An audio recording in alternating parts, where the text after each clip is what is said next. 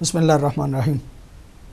Programme مذاکرہ کے ساتھ محمد اسوی یزدانی ایک مرتبہ پھر آپ کی خدمت میں حاضر۔ انسان ابتلا اور پریشانیوں میں اس دنیا میں ہے، اور اللہ رب العزت نے بھی کہا کہ صرف یہ کہہ دینا کہ تم یہ کہہ دو کہ ایمان لے آئے اتنا کافی نہیں ہے۔ مومن ہونے کا مقصد ہی ابتلا ہے، مومن ہونے کا نتیجہ ہی یہ ہے کہ آپ کو آزمایا جائے، اور جب آزمایا جاتا ہے تو پھر پتہ چلتا ہے کہ کون سا انسان پاکیزہ انسان ہے اور کون سا انسان جو ہے وہ پاکیزہ نہیں ہے۔ جب امتحان لیا جاتا ہے تو اسی وقت پتہ چلتا ہے کہ کھرا کون سا ہے اور کھوٹا کون سا ہے۔ جب امتحان لیا جاتا ہے تو اسی وقت اس بات کا پتہ چلتا ہے کہ یہ ایمان پہ پورا اترنے والا ہے یا مشکلات و مصائب میں ایمان کو چھوڑ کے دنیا کی طرف مائل ہو جانے والا ہے۔ یہ دنیا ہے ہی دار ابتلا۔ مختلف قسم کی پریشانیاں، جیسے کہ ابتدا میں بھی میں نے عرض کیا تھا کہ آپ کو ہوں گی، آپ پریشانیوں میں مبتلا ہوں گے۔ پریشانیوں میں مبتلا ہونا یہ اس دنیا کا خاصہ ہے۔ یہاں پہ عیش و عشرت کی زندگی وہ طلب کرتے ہیں کہ جو آخرت کا یقین نہیں رکھتے۔ جنہیں آخرت کا یقین ہے، جنہیں پتہ ہے کہ اس دنیا کے بعد ایک اور دنیا آنے والی ہے، ایک اور زندگی آنے والی ہے، اور وہ زندگی ایسی زندگی ہے کہ جو اس زندگی کا نتیجہ جو ہے اس کے طور پہ وہاں پہ یا تو سہولیات مل جائیں گی یا پریشانیاں مل جائیں گی۔ ان لوگوں کے لیے یہاں پہ مولا کا یہ فرمان بھی فوری طور پہ میرے ذہن میں آیا کہ مولا ارشاد فرماتے ہیں کہ مومن کے لیے یہ دنیا دار السجن ہے، یہ قید خانہ ہے، یہ آزاد دنیا نہیں بنائی گئی۔ لہٰذا مشکلات آپ پہ ہوں گی، پریشانیاں آپ پہ ہوں گی، مختلف قسم کی مشکلات جو ہیں وہ ہو سکتی ہیں۔ پاکستان میں بھی شیعہ جو ہیں وہ پریشان ہیں، مسلمان پوری دنیا پہ پریشان ہیں، شام میں موجود ہیں، عراق میں موجود ہیں، اور بحرین میں موجود ہیں، مختلف دوسری جگہ جو ہیں وہاں پہ خاص طور پہ محب اہل بیت جو ہیں وہ پریشان ہیں، اور ملت اسلامیہ مجموعی طور پہ پریشانیوں اور مشکلات میں شکار ہے۔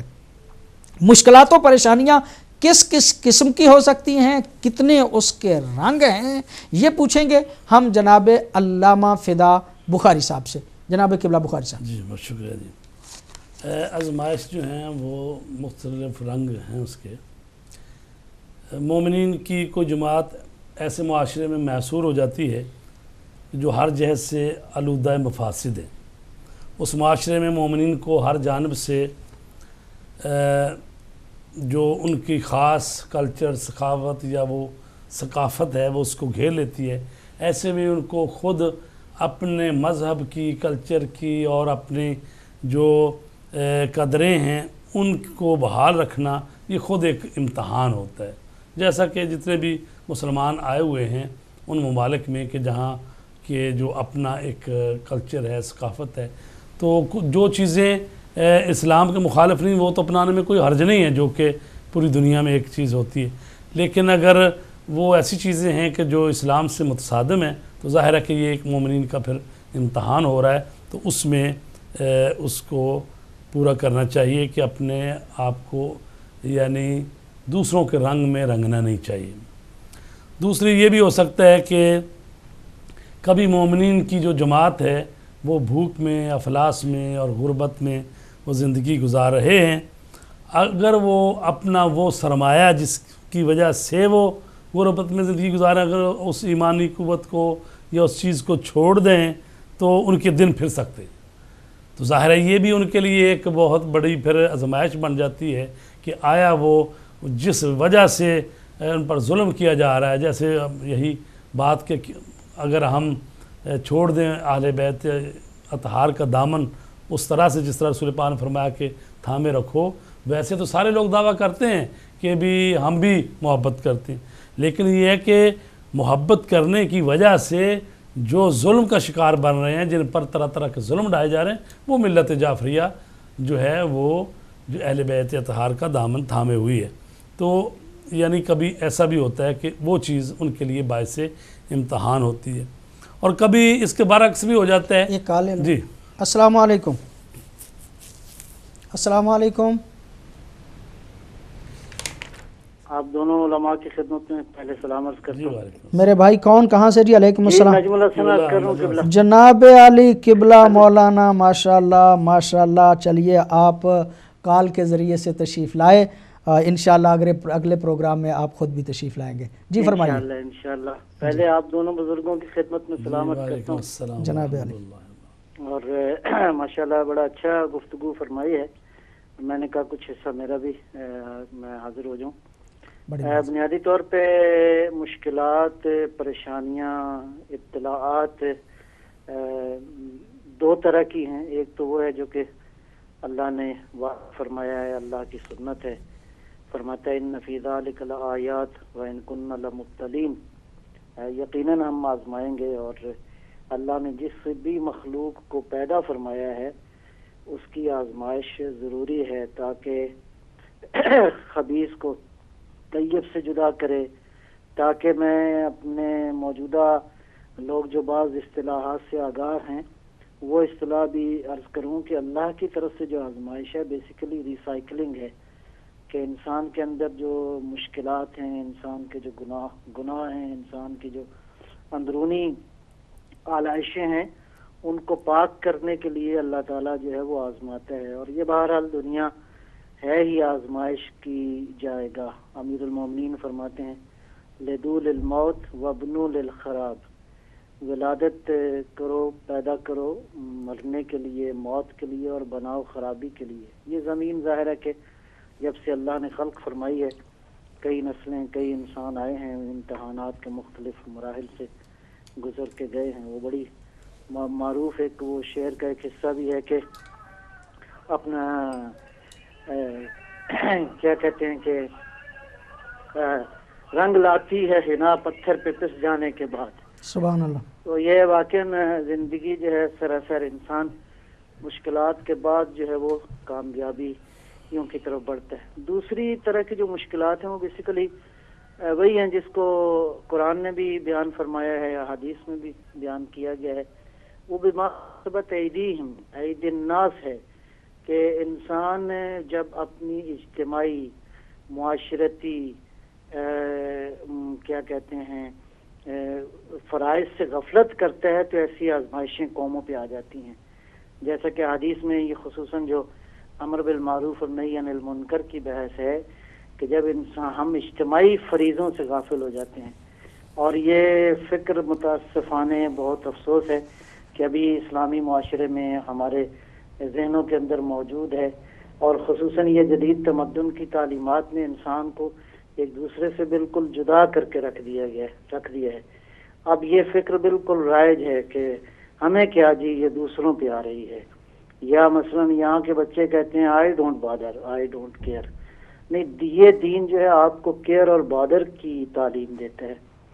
المومنون والمومنات بعضهم اولیاء بعض، ہم ایک دوسرے کے سرپرست ہیں اگر صاحبان ایمان ہیں. ہمارے غم اکٹھے ہیں، ہماری خوشیاں سانجھی ہیں، ہماری پریشانیاں سانجھی ہیں. اسی سے اسلامی معاشرہ بنتا ہے. لیکن جب معاشرے میں کوئی کسی کا کوئی نہ ہو تو پھر یہ مشکلات پیدا ہوتی ہیں. لہذا اجتماعی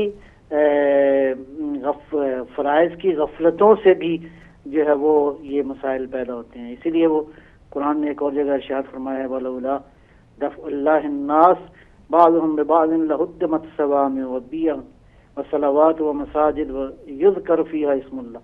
یعنی گویا یہ ہے کہ اگر جب یہ اللہ ہے جو بعض انسانوں کے ذریعے عبادت گاہوں کو اور انسان کی جو مراکز ہیں جہاں خدا کی یاد ہوتی ہے، اگر ان کا دفاع کچھ لوگ نہ کریں تو یہ معاشرہ ابتری کا شکار ہو جائے. لیکن بہرحال کچھ بہت ساری مشکلات ایسی ہیں جو انسان اجتماعی غفلتوں کی، وہ کیا کہتے ہیں کہ جب آپ اجتماعی فرائض سے غفلت کریں گے تو اس کی جتنی غفلت ہوگی، جتنی تاخیر ہوگی، اتنی قربانیاں جو ہیں وہ انسان کو زیادہ دینا پڑتی ہیں. بہرحال باقی سارے مسائل پہ آپ نے احاطہ کیا ہے، گفتگو فرمائی ہے. اللہ تعالیٰ بہرحال ہمیں ان امتحانات میں سرخرو ہونے کی، اور ظاہر ہے کہ جو کچھ ہے اس کا سرچشمہ اسی کی ذات اقدس ہے، اور پروردگار ہمیں ان دنیا اور آخرت کے امتحانات میں سرخرو فرمائے. میں سمجھتا ہوں کہ میں بس اتنا ہی کافی ہے انشاءاللہ. باقی بڑی نوازش، بڑی مہربانی قبلہ، آپ پروگرام میں تشریف لائے. آپ کا پروگرام میں تشریف لانا ہمارے لیے یقیناً اسی طرح ہے کہ آپ خود اسٹوڈیو میں موجود ہیں. انشاءاللہ اگلے پروگرام پہ قبلہ جو ہے ہمارے ساتھ موجود ہوں گے. ان کی کچھ مصروفیات تھیں جس کی بنیاد پہ وہ پروگراموں میں شامل نہیں ہو سکے. قبلہ آپ مشکلات و پریشانیوں کے بیان کر رہے تھے کہ کون کون سے اس کے رنگ ہیں، کون کون سی وہ پریشانیاں، اقسام. جی، مشکلات جو ہیں اللہ تبارک تعالیٰ یعنی امتحان جو لیتا ہے، کبھی کسی کو مال و دولت دے کے آزماتا ہے کہ آیا وہ اس مال و دولت کی وجہ سے وہ میرا شکر ادا کرتے رہتے ہیں یا کہ وہ طاغوت بن جاتے ہیں. اور کبھی کسی کو بھوک اور پیاس سے آزماتا ہے کہ آیا اس میں وہ میرا شکر ادا کرتے ہیں، وہ ذی بندگی میں رہتے ہیں یا اس سے باہر نکل جاتے ہیں. اور اسی طرح کبھی یہ اس طرح بھی قوموں کو آزمایا جاتا ہے کہ قومیں جو ہیں وہ دیکھتی ہیں کہ کوئی قوم مغرب زدگی کا شکار ہو جاتی ہے، کوئی مشرق زدگی کا شکار ہو جاتی ہے. وہ دیکھتے ہیں جی مثلا مشرق میں فلاں حکومت نے ترقی پا لی ہے یا مغرب کی اقوام نے، تو وہ دیکھتے ہیں کہ جی ہمیں بھی ایسا ہی ہو جانا چاہیے، چاہے وہ خدا کو چھوڑ کر یا وہ جو اخلاق ہیں، انسانی اخلاقی قدریں ہیں، ان کو چھوڑ دیں ہم، تو ہمیں ایسا کر کے ان جیسا ہونا چاہیے. جیسا کہ پچھلی صدی میں تو یہ بھی کہا گیا نا کہ یہ مذہب جو ہے یہ قوموں کے لیے افیون کا کام دیتی ہے، جبکہ الحمدللہ انقلاب اسلامی نے ثابت کر دیا کہ یہ مذہب افیون کا کام نہیں دیتا، بلکہ یہ ایک قوہ متحرکہ ہے جو کہ انسانوں میں انقلاب پیدا کر دیتی ہے، ولولہ پیدا کرتی ہے اور وہ ترقی کی جا سکتی ہے. تو یہ جو ہے کالک لے لوں. جی کام. السلام علیکم. السلام علیکم مولانا صاحب. آپ دونوں مولانا کو ہماری طرف سے بہت بہت السلام علیکم. علیکم السلام. میلبرن سے آسٹریلیا سے فون کر رہے ہیں. جی جی فرمائیے. کون بھائی؟ بہت ہی اچھی گفتگو کر رہے ہیں آپ لوگ، بہت ہی اچھا. آپ لوگ ایک بتا رہے ہیں کہ کس طرح کے مصیبتیں اور کس طرح کے پریشانیاں مومنین کے سامنے آتے ہیں. لیکن میں دو باتیں بولنا چاہتا ہوں. جیسا کہ ایک مولانا صاحب کچھ تصویر میں ایک دعا بتا رہے تھے جو کہ جناب ام سلمہ علیہ السلام کو رسول اللہ نے دی تھی، جو مولانا صاحب جس کے اوپر ڈسکس کر رہے تھے کہ انا الہ و انا الیہ راجعون. اس کی پوری دعا جو ہے اللہم جلنی فرجا و مخرجا وارزقنی من حیث احتسب و من حیث لا احتسب بحق محمد و آل محمد. اس کے توسل سے رسول اللہ نے فرمایا تھا جناب ام سلمہ کو کہ جو بھی تمہارے لیے آتے ہیں، جو بھی تمہارے لیے پروردگار نعمتیں دیتا ہے وہ بھی ملیں گے، اور جو تم میں ایکسپیکٹ بھی نہیں کر سکتے وہ بھی تمہیں نعمتیں مل سکتی ہیں. یہ تو یہ تھا. لیکن دوسری بات، دو سوالات ہیں میرے فقہ کے تعلق سے. اگر آپ لوگ دونوں مولاناؤں کی اجازت ہو تو جی فرمائیے. فقہ کے بھی سوالات لوں. فرمائیے. جی، ایک تو یہ ہے کہ نماز شب جب پڑھتے ہیں تو فجر کی نماز سے پہلے اگر ہم شروع کرتے ہیں، جیسا کہ میں اگر شروع کروں آدھا گھنٹہ پہلے فجر کی نماز سے، اگر کچھ فجر کی نماز کے بعد میں ختم ہوتی ہے، میں سلام کرتا ہوں نماز شب کا، تو وہ نماز شب ویلڈ ہے یا نہیں؟ کچھ منٹ یا کچھ سمے پہلے نماز شب کو ہمیں ختم کرنا پڑتا ہے سلام کر کے، پھر فجر کی نماز کے تھوڑے وقفے کے بعد پڑھنا پڑتا ہے، یا کیا ہے؟ ذرا سا بتا دیجئے پلیز، مہربانی ہوں گی.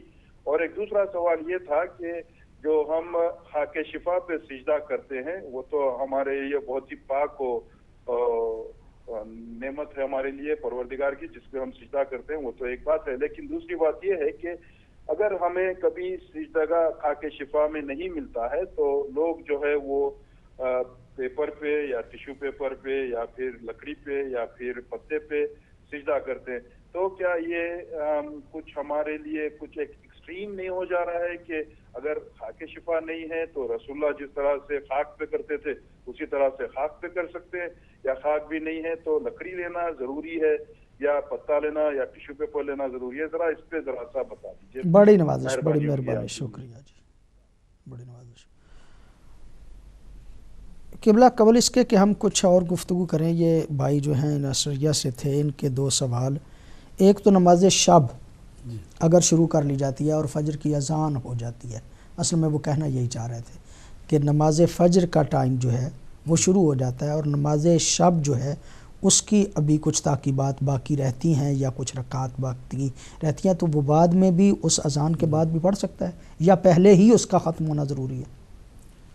ایسے کہ بہتر تو یہ ہے کہ نماز شب اس طرح پڑھی جائے کہ جب آپ نماز شب کا جو آخری حصہ ہے، یعنی جو نماز وطر پڑھ رہے ہیں ایک رکعت، وہ آپ پڑھیں تو ساتھ ہی اذان کا وقت ہو جائے، اور اس کے بعد پھر 2 نفل صبح کی نماز کے اور اس کے بعد نماز، یہ بہتر ہے.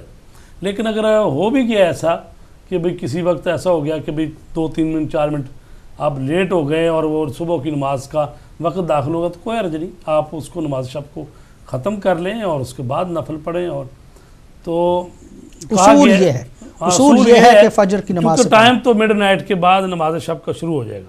اگر کوئی شخص جو 11 رکعت نماز پڑھ کے سو جاتا ہے پھر دوبارہ نماز فجر کے لیے اٹھتا ہے تو وہ بھی ٹھیک ہے.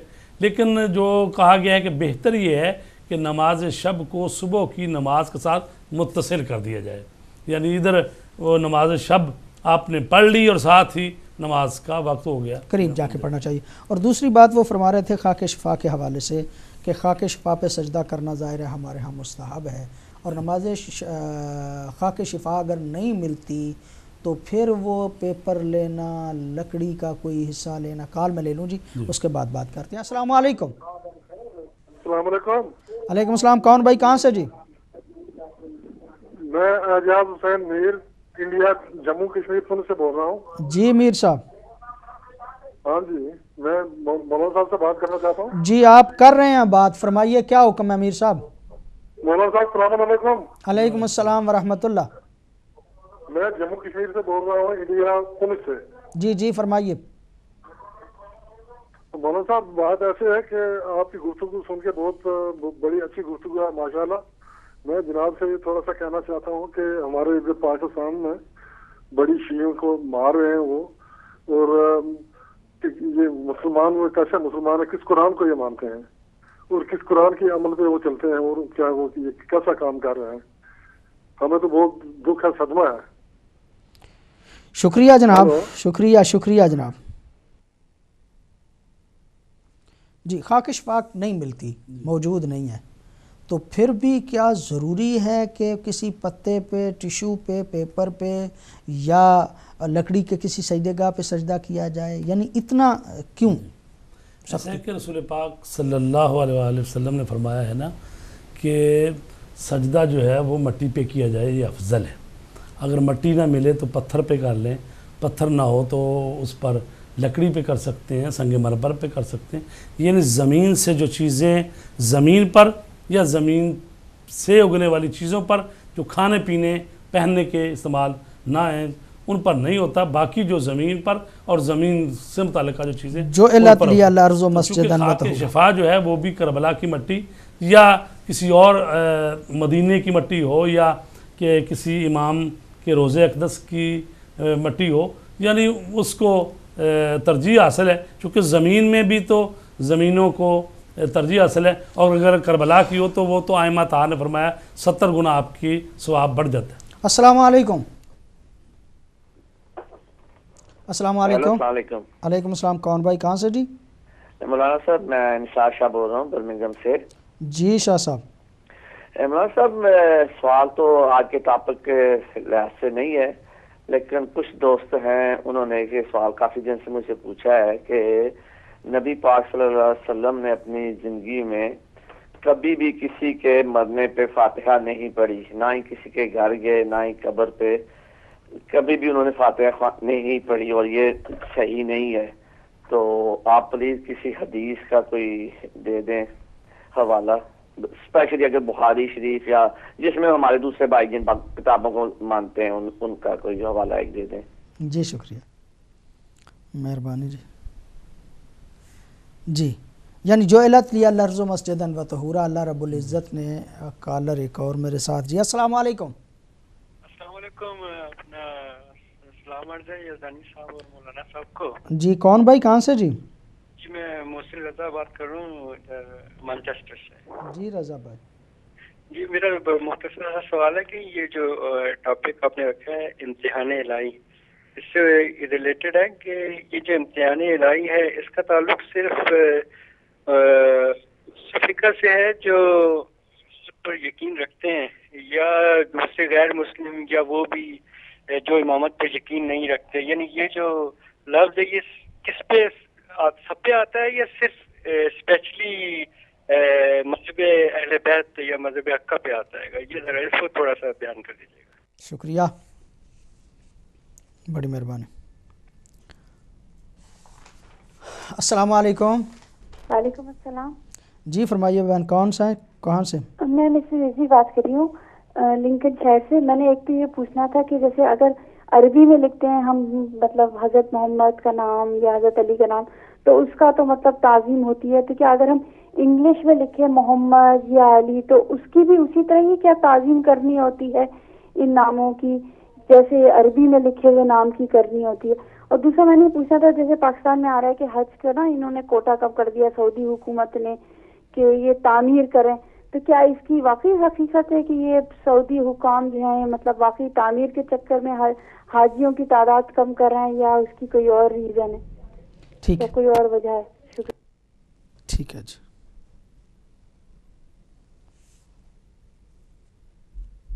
گویا یہ تو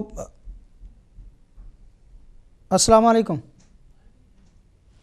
اچھا کال ہے جی ایک. السلام علیکم. علیکم السلام. کون بھائی کہاں سے؟ جی جی کون بھائی کہاں سے؟ جی ہیلو. جی جی فرمائیے کیا حکم ہے؟ ہیلو جی آپ آنے رہے ہیں، فرمائیے. آواز نہیں آ رہی آپ کی. دوبارہ کال کریں میرے بھائی، آپ کی آواز. ہیلو. جی جی السلام علیکم. جی علیکم السلام. کون بھائی کہاں سے؟ جی جی میں جدے سے افتخار بات کر رہا ہوں. پچھلی جمعرات کو مولانا صاحب سے ایک سوال ہوا تھا، کسی صاحب نے کیا تھا جی سرکار امیر علیہ السلام کے ولایت کے بارے میں تشدد میں جو پڑھتے ہیں، تو انہوں نے جو جواب دیا وہ جواب کچھ بچگانہ سا تھا کہ بھئی 20-25 سال تو پہلے یہ بات نہیں تھی. اس کا مطلب ہے جو 20-25 سال پہلے مسلمان نہیں تھا آج اس کو مسلمان ہونے کا حق نہ لیا. صحیح، بڑی مہربانی، بڑی نوازش جناب. شکریہ افتخار صاحب جدہ سے، آپ پروگرام میں شامل ہوئے اور آپ کی بات جو ہے اس کو بھی آج پھر قبلہ سے پوچھیں گے.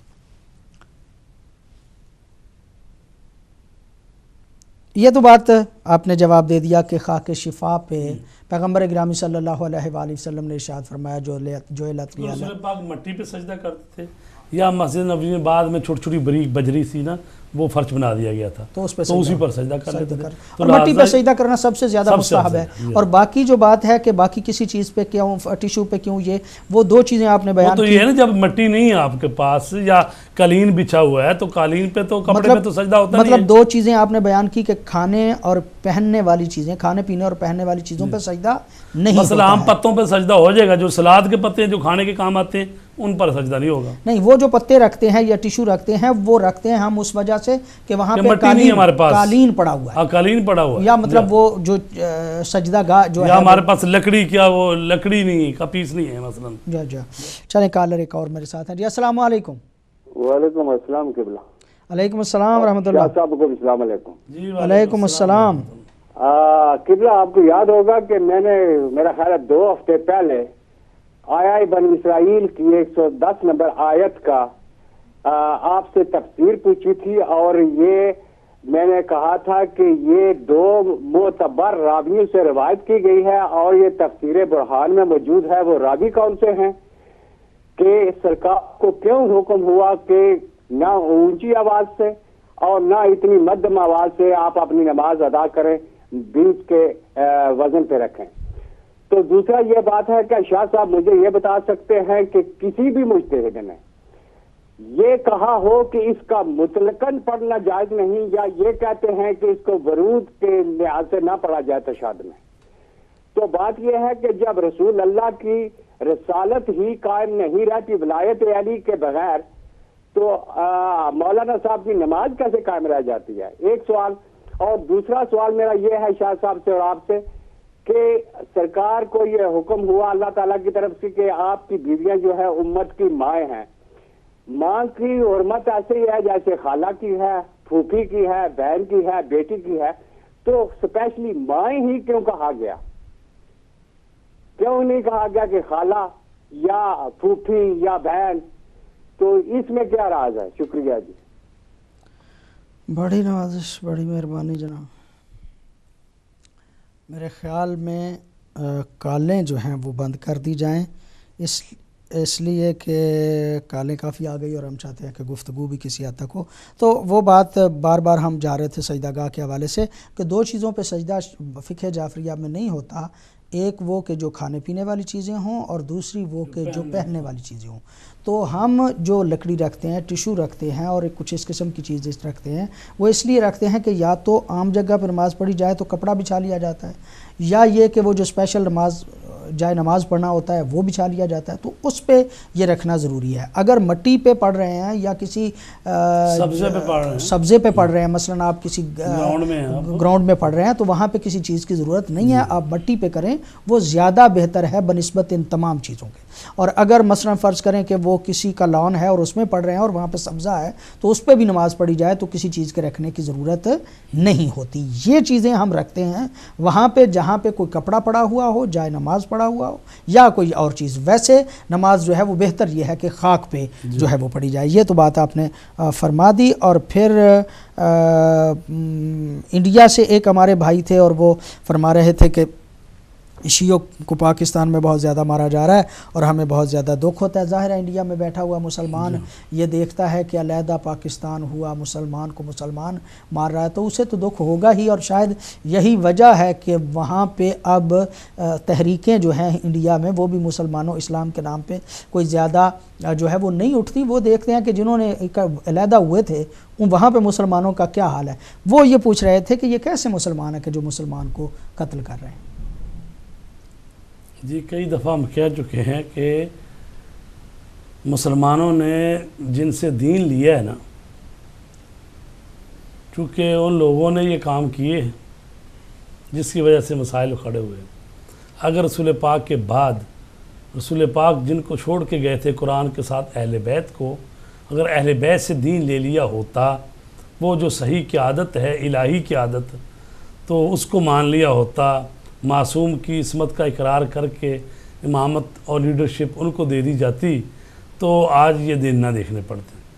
چونکہ اس وقت جو یہ کام ہو گیا, تو ہم تو یہ کہتے ہیں کہ مسلمانوں کا یہ دستور ہی رہا ہے کہیں کہ حضرت علی علیہ السلام کو شہید کیا گیا ہے, امام حسن کو زہر دیا گیا, امام حسین کے ساتھ کربلا میں جس کیا کہتے ہیں بے دردی سے قتل کیا گیا, اور اسی طرح امام حسن کی اولاد کو, نفس زکیہ کو اور حضرت زید کو, اور جس طرح سے قتل کرتے آئے ہیں. تو یعنی یہ ابھی نہیں ہے ان کا کام کہ مسجدوں پہ حملے کریں, مدرسوں کو یا خواتین کو ماریں. یہ چونکہ وہ سوچ اور فکر ہے, اور وہی سوچ اور فکر پروان چڑھ رہی ہے, جبکہ اسلام تو کہتا ہے لا اکراہ فی الدین, دین میں کوئی جبر نہیں ہے. تو یہ نہیں ہے کہ اپنی سوچ اور فکر کو بندوق کی نالی کے زور پر دوسروں پر مسلط کرو. یہ اسلام نہیں ہے, یہ درندگی ہے جو یہ لوگ کر رہے ہیں. ہندا, یزید اور خوارج کی سوچ جہاں جہاں تک پہنچی ہے وہ یہ کام کر رہے ہیں. اور ان کا اگر اسلام ہے تو خارجیوں والا اسلام ہے, ان کا اگر اسلام ہے تو بنی امیہ والا اسلام ہے, اور ہندا کی سنت و سیرت. اب تو سب یہ میڈیا کا دور ہے, اب تو پتہ چل جانا چاہیے. اب تو کوئی ڈھکی چھپی بات نہیں ہے کہ مثلا شیعوں کو بھی مارا جا رہا ہے, سنیوں کو بھی مارا جا رہا ہے. اور یہ پورے عالم اسلام میں دیکھیں یہ کون سے لوگ ہیں, کس فکر کے لوگ ہیں جو شام میں بھی ظلم و بربریت کر رہے ہیں, بحرین میں بھی کر رہے ہیں, عراق میں امن قائم نہیں ہونے دے رہے. چونکہ یہ 29 ملک ہیں عرب, ان میں سے ایک ملک عراق ہے جس میں یعنی شیعہ مسلمانوں کی حکومت قائم کی, اگرچہ وہاں پر مشترکہ ہے, اور وہ جو صدر ہیں ان کے وہ کرد مسلمان سنی مسلمان ہیں. تو لہٰذا وہ ایک حکومت ہے صرف ان پورے عرب کنٹریوں میں, لیکن کیوں نہیں وہاں پر امن قائم ہونے دیا جا رہا؟ اور انہی کے ملکوں سے ہی دہشت گرد وہ جا رہے ہیں. دوسرے ملکوں میں کہتے ہیں جی القاعدہ آ گئی, فلاں آ گئی, اور وہاں پر یہ سارے مل کے قطر میں بیٹھ کے اور یہ اعلان کرتے ہیں کہ جی ہم ان کی سپورٹ کریں گے، دفاع کریں گے، تو یہ وہی لوگ اور وہی سوچ اور وہی فکر ہے جو کہ پورے عالم اسلام جو ہے اس میں مبتلا ہوا ہے، ان ذلیلوں کے ہاتھوں رسوا ہو رہا ہے۔ کیوں؟ یہ وہی سوچ اور فکر کے حامل لوگ ہیں جنہوں نے وہاں بھی کر رہے ہیں یہ کام، پاکستان میں بھی یہ سپورٹ دے رہے ہیں، اور جہاں جہاں یہ لوگ ایسے لوگوں شام کی میں بھی۔ ہاں جی، یہ برمنگھم سے ایک بھائی نے کال کی اور انہوں نے کہا کہ پروگرام کے مطابق تو نہیں، لیکن بعض لوگوں کا سوال ہے، یہ ایک مکتب فکر ہے کہ جو کسی مرنے والے کے مرنے کے بعد جی ان کے لیے دعا کرنے کا قائل نہیں ہے، اور قبروں پہ جانے کا بھی قائل نہیں ہے، کسی زیارت پہ بھی جانے کا قائل نہیں ہے۔ تو سوال یہ تھا کہ کسی حدیث کے حوالے سے پیغمبر گرامی صلی اللہ علیہ وآلہ وسلم کا کوئی فرمان ایسا بتائیں کہ جس میں قبروں کی زیارت کے لیے جانا درست ہو، پیغمبر گرامی خود گئے ہوں اور پیغمبر گرامی نے کسی کے لیے دعا کی ہو، کوئی ایسی موجود ہے؟ جی ایسی تو بیسیوں مثالیں ہیں اور بیسیوں کتابوں میں موجود ہیں کہ پیغمبر اسلام جو ہیں متواتر جاتے رہتے تھے جنت البقیع میں، اور پھر جب آپ کی اپنی وفات کا وقت آیا تو اس وقت بھی گئے اور کہا مجھے حکم دیا گیا ہے کہ میں جاؤں اور جا کے ان کے لیے مغفرت کروں جو کہ جنت البقیع میں دفن ہے۔ تو یہ تو اصل اور کلی اصول تو ثابت ہے۔ اب اس میں کوئی کہے کہ جناب فاتحہ نہیں پڑھنی چاہیے یا سورہ یاسین نہیں پڑھنی چاہیے، یہ تو ایسے فضول بات ہے، اس لیے کہ جب اصل حقیقت بات ہے، جب رسول پاک ہاتھ اٹھا کے کہہ دیں پروردگار ان یہاں پر آرام کرنے والے جو جنت البقیع میں ہیں، یہ جو ہمارے شہداء ہیں یا ہمارے جو چلے گئے دنیا، ان پر رحم فرما، ان کو بخش دے، تو ظاہر ہے کہ اگر وہ کہہ رہے ہیں عربی زبان میں ہی کہہ رہے ہیں نا، تو ان کے لیے اگر قرآن مجید جو پڑھ کے اس کا ثواب اصال کر دیا جائے تو یہ کوئی اس میں کوئی میرے خیال میں اگلے پروگرام جو ہے یہی مذاکرہ، اس میں اس پہ جو ہیں وہ حوالہ جات بھی پیش کر دیے جائیں گے کہ یہ کہاں کہاں پیغمبر گرامی صلی اللہ علیہ وآلہ وسلم جو ہیں وہ تشریف لے کے گئے۔ کیا یہ ایک رضا بھائی مانچسٹر سے تھے، ان کا سوال یہ تھا کہ کیا یہ امتحان صرف امامت کے قائل لوگوں کے لیے ہے یا دوسرے لوگوں کے لیے بھی امتحان ہے، دوسرے مسلمانوں کے لیے بھی امتحان؟ جی ایسا ہے کہ جو آیت کہہ رہی ہے قرآن مجید کی، اس میں تو لفظ انسان آیا ہے، حسب الناس ان یترکوا، کیا انسان یہ گمان کرتے ہیں کہ ان کو چھوڑ دیا جائے گا، ان یقولوا آمنا، کہ وہ یہ کہیں کہ ہم ایمان لے آئے۔ اصل میں امتحان جو ہے وہ کب شروع ہوتا ہے؟ امتحان اسی وقت شروع ہوتا ہے جب انسان کسی نظریے کا، کسی آئیڈیالوجی کا، کسی کا وہ قائل ہوتا ہے۔ تو جو لوگ قائل نہیں ہوتے وہ اس کے راستے میں روڑے اٹکاتے ہیں، اس کو جینے کا حق نہیں دیتے۔ تو لہٰذا یہ پوری تاریخ انسانیت میں اگر پہلے حابیل اور قابیل کی بات آئی ہے تو ایک کی قربانی منظور ہو گئی، دوسرے کی نہیں ہوئی، تو اس نے حسد کیا تو اس سے شروع ہو گیا کام۔ اور اسی طرح حضرت نوح علیہ السلام کے ماننے والوں کو کس طرح مارا گیا ہے، یا حضرت ابراہیم کو خود آگ میں ڈالا گیا، تو یہ تمام انسانیت کے لیے ہے۔ یعنی آئے گی اسی وقت بات جب کہ ایک شخص جو ہے وہ خالق کائنات پر ایمان لے آئے گا، اس کا نظریہ توحید ٹھیک ہو جائے گا۔ اچھا جب توحید والے ٹھیک ہو جائیں گے ماننے والے، تو پھر جو ہے رسالت کا نظریہ آئے گا۔ تو جو رسول کو مانتے ہیں، جو پچھلے رسولوں کو مان رہے ہیں، اگلے کو نہیں مانتے، تو ظاہر ہے کہ وہ اس صورت میں مخالفت کریں گے۔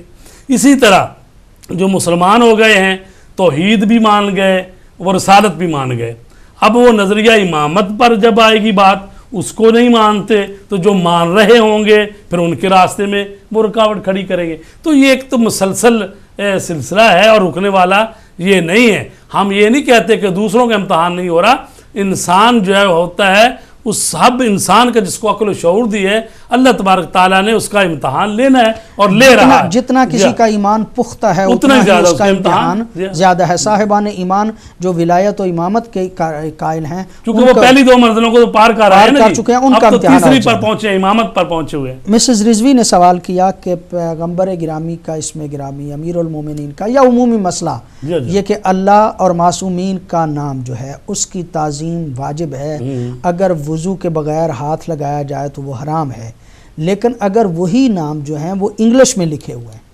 تو کیا پھر بھی ان کا احترام اسی طرح سے؟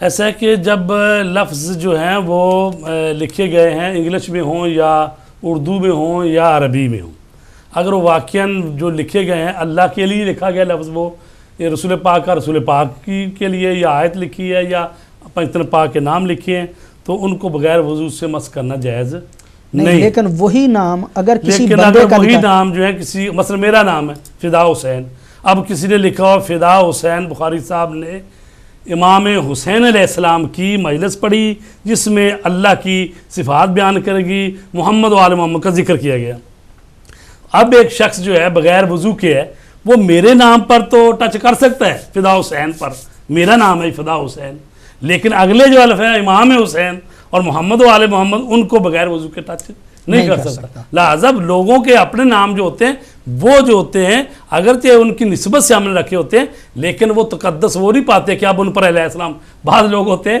اپنا نام لکھ رہے ہوتے ہیں، مثلا فدا حسین مثلا کسی کا نام ہے تو حسین پر علیہ السلام پا دیں، یعنی یہ نہیں ہے، وہ جب انہی کا نام سمجھ کے اور کہہ کے لکھا جائے گا تو اس وقت ہوتا ہے، بندوں کے نام پر جو ہے ان کے لیے وہ چیز نہیں آتی۔ اور دوسرا سوال تھا مسز رضوی کا حج کے کوٹا کے حوالے سے، تو یقیناً اس سال حج کے حوالے سے کافی پریشانیاں ہیں، کوٹے ہر جگہ پہ کم کر دیے گئے ہیں، پاکستان میں بھی یہ خاصا مسئلہ جو ہے وہ بنا ہوا ہے، اور پاکستان میں بھی جو ہے وہ کافی حاجیوں کو کٹ کر دیا گیا ہے، کچھ مشکلات جو ہیں وہ سعودی عرب کی طرف سے ہیں اور کچھ جو ہیں وہ ہماری حکومتوں کی مس مینجمنٹ ہے، وہاں پہ بھی کچھ مسائل جو ہیں وہ پیدا ہو جاتے ہیں اور ہو رہے ہیں، لیکن بہرحال کچھ سعودی عرب گورنمنٹ جو ہے وہ توسیع کر رہی ہے، تو اس حوالے سے بھی حج کا کوٹا جو ہے وہ ہر جگہ پہ پوری دنیا پہ کسی حد تک کم کرنے کی کوشش کی گئی ہے اور کم کیا گیا ہے۔ میں سمجھتا ہوں کہ یہ بات جو ہے یہ ایک حد تک ٹھیک ہے۔ آگے سوال تھا جناب افتخار صاحب کا جدہ سے قبلہ، اور یہ سوال ایک سوال کے جواب کا نتیجہ تھا۔ سرکار حضرت علی علیہ السلام کی امامت کے شیعہ قائل ہیں، یہ مسئلہ اتنا عام ہو چکا ہے کہ اب اس پہ بار بار بحث کی گئی، بار بار اس کو بیان کیا گیا کہ سرکار امیر المومنین کی ایک مرتبہ ولایت کے قائل ہونا ہے۔ شیعہ وہ ہے کہ جو امیر المومنین کی ولایت کا قائل ہے، جب تک وہ ولایت یعنی امیر المومنین کو، علی کو ولی نہیں مانتا، ظاہر ہے کہ وہ شیعہ ہو ہی نہیں سکتا۔ اب سوال جو ہے وہ بار بار یہی آتا ہے کہ کیا نماز کے تشہد میں اس کو پڑھنا جو ہے اس کا حکم کیا ہے؟ اب ظاہر ہے اس کے پچھلے پروگرام میں ہم نے اس بات کو جواب دیا تھا، آپ نے تفصیلاً اس پہ بات کی تھی کہ آخری حل اس کا یہ ہے کہ اپنے مجتہد سے پوچھا جائے، جو جس کا مقلد ہے اس سے پوچھے، اگر اس کا مجتہد جو ہے وہ جو حکم دیتا ہے اس پہ عمل کرے۔ لیکن آپ نے درمیان میں کچھ جملے جو ہیں وہ فرمائے، شاید میرے خیال میں وہ کہہ رہے ہیں کہ آپ نے یہ کہا کہ 25-30 سال سے یہ مسئلہ امت میں بنا ہے، اصل میں ان کو سب وہ سمجھنے میں غلط فہمی ہوئی ہے۔ بات یہ ہے کہ شہادت ثالثہ یعنی اشہد ان علی ولی اللہ کہنا یہ شیعت کا ایمان کا جز ہے، یعنی وہ شیعہ ہو ہی نہیں سکتا جو مولا علی علیہ السلام کی ولایت پر ایمان نہیں رکھتا۔ لہٰذا ہمارے لیے یہ ضروری ہے کہ مولا علی علیہ السلام کی ولایت پر ایمان رکھیں، یہ ایمان لانا واجب ہے، ٹھیک ہے۔ لیکن کیا ہر چیز جس پر ایمان لایا جائے اس کا نماز میں پڑھنا بھی ضروری ہے؟ یہ میں نے کہا تھا نماز ایک توقیفی عمل ہے، یعنی جتنا اللہ اور اس کے رسول نے بتایا اور ائمہ اطہار نے کر کے دکھایا سنت ان کی، اسی پر ہم نے عمل کرنا صلو کما رأیتمونی اصلی، ٹھیک ہے جی۔ تو جب رسول پاک نے نہیں پڑھا، ائمہ نے نہیں پڑھا، 260 ہجری تک تو ہے نا، 255 ہجری امام زمانہ علیہ السلام کی ولادت ہے اور 5 سال بعد ان کی غیبت شروع ہوتی، تو ہمارے پاس 260 سال معصوم امام کی زندگی اور ان کی سیرت اور سنت موجود ہے۔ جب ان کی 260 سالہ زندگی میں یہ بات نہیں ملتی کہ وہ بھی نماز میں وہ شہادتین تو پڑھتے رہے لیکن یہ شہادت ثالثہ انہوں نے نہیں پڑھی، اس کے بعد وہاں سے لے کر 1000 سالہ تاریخ ہماری مجتہدین اور وہ سارے موجود ہیں علماء، جب انہوں نے بھی نہیں پڑھا۔ اور آج بھی آپ دیکھتے ہیں کہ ہدایت ٹی وی اور دوسرے ٹی ویوں پر مجتہد جو نماز پڑھا رہے ہیں، وہ چاہے کربلا میں ہو، چاہے قم میں ہو، چاہے نجف میں ہو، وہ جو نماز مجتہد یا ان کے قائم مقام یا ان کے مقرر کردہ نمائندے پڑھا رہے ہیں، اور بلند آواز سے صبح کی نماز مغرب عشاء کی ہو رہی ہے، آپ دیکھ رہے ہیں کہ کبھی کوئی نہیں پڑھ رہا۔ ابھی اگر یہی ہم نے کہا تھا کہ یہ 25-30 سال سے کچھ لوگوں نے یہ سلسلہ شروع کر لیا ہے اور وہ اب زور دے رہے ہیں کہ نہیں بھائی جو نہیں پڑھتا نعوذ باللہ وہ کبھی کس کو حرامی کہتے ہیں، کبھی کچھ کہتے ہیں، کبھی مختلف قسم کی باتیں وہ کرتے ہیں. تو اس لیے ہم اس کا حل یہ پیش کرتے ہیں بھئی یہ ابھی ہمارے سامنے ہی سلسلہ شروع ہوا ہے، پہلے کوئی نہیں پڑھتا تھا. تو اب بھی اگر آپ کو کوئی مسئلہ شک شبہ ہے تو آپ جس مجتہد کی تقلید کرتے ہیں ان سے مسئلہ پوچھ لیں، کیونکہ آپ کے لیے تو اپنے مجتہد کو فالو کرنا ہے نا. یا تو آپ خود قرآن و حدیث کے ماہر ہوں تو قرآن و حدیث کو خود سمجھ سکتے ہیں، بسم اللہ. لیکن اگر نہیں سمجھ سکتے تو پھر ظاہر آپ کسی مجتہد کی طرف تقلید کریں گے. اور پھر مسلمانوں میں سب جو ہے نا غیر مقلد جو ہیں وہ بہت تھوڑے ہیں، باقی سارے چاہے سنی ہو یا شیعہ سارے کسی نہ کسی مجتہد کی تقلید کر رہے ہیں. پروگرام کا چونکہ وقت ختم ہو گیا اور محترم جناب علی جان صاحب کی کال جو ہے وہ رہ گئی، ان کے سوال کا جواب تفسیر برہان کے حوالے سے سورہ بنی اسرائیل کی آیت نمبر 10 اس پہ آپ بھی جو ہے وہ مزید تحقیق فرمائیں، اور انشاءاللہ اگلے پروگرام میں علی جان صاحب کی اس بات کا ذرا تفصیلی جواب جو ہے وہ دیا جائے گا. اور ایک حد تک ان کا جواب ہو ہی گیا، انہوں نے قیاس کرتے ہیں جی اس سے کہنا تو ہے تو نماز کیسے باطل ہوگی، ایمان قائم نہیں رہتا. میں نے وہ بتا دی ہے توقیفی وہ سلسلہ آدھا تو جواب آ گیا. نہیں میں کہہ رہا ہوں کہ آدھا ماں کی حرمت کے حوالے سے بھی اور اس آیت کی تفصیل کے حوالے سے بھی انشاءاللہ اگلے پروگرام میں جو ہے وہ گفتگو ہوگی. اور چونکہ مجھے کنٹرول روم سے کہا جا رہا ہے میرے پروگرام کا وقت جو ہے وہ ختم ہوا چاہتا ہے. یہ دنیا امتحان کا گھر ہے، یہاں پہ ہر انسان کو مشکلات و مصائب آتے ہیں، ان میں پریشان نہیں ہونا چاہیے. یہاں کی مشکلات و ابتلا انسان کی بہت چیزوں کے لیے مفید بھی ہو سکتی ہیں. گناہوں کی تخفیف کا ذریعہ ہو سکتی ہیں، اپنے آپ کو نکھارنے کا ذریعہ ہو سکتی ہیں، مذہب کی طرف متوجہ ہونے کا ذریعہ ہو سکتی ہیں، اور درجات کی بلندی کا ذریعہ یہ مشکلات ہو سکتی ہیں. محمد اصغر یزدانی کو آج کے پروگرام سے اجازت دیجیے. السلام علیکم ورحمۃ اللہ وبرکاتہ.